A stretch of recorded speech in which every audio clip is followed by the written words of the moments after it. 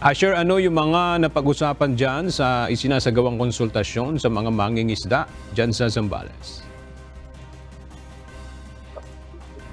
Nais malaman at dinggin ng House Committee ang mga kalagayan at karanasan ng mga mangingisda na namamalaot at namamalakaya sa West Philippine Sea o Baho Masinloc. Partikular na dito yung mga harassment at panggigipit ng Chinese vessels na rumuronda sa bisinidad ng naturang karagatan.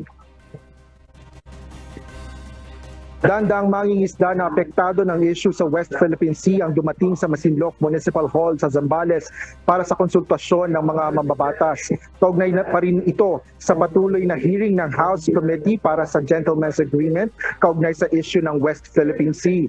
Pinangungunahan ito ng House Committee on National Defense and Security, katuwang ang komite sa West Philippine Sea. Idinaing ng mga mangingisda ang malaking epekto sa kabuhayan at pamumuhay ng mga pangaharang ng Chinese vessels sa Baho Masinloc. Nagpalabas rin ng video ng ilang mangingisda na nagpapakita ng aktual na pangaharang o enkwentro ng mga ito sa Chinese vessels. Kabilang na dito ang umano'y pangbobomba ng mga barko ng China sa maliliit na bangka ng mga mangingisda. May ring hiling ng mga mangingisda tulungan sila sa malayang makapamalaya sa West Philippine Sea para sa kanilang pamumuhay.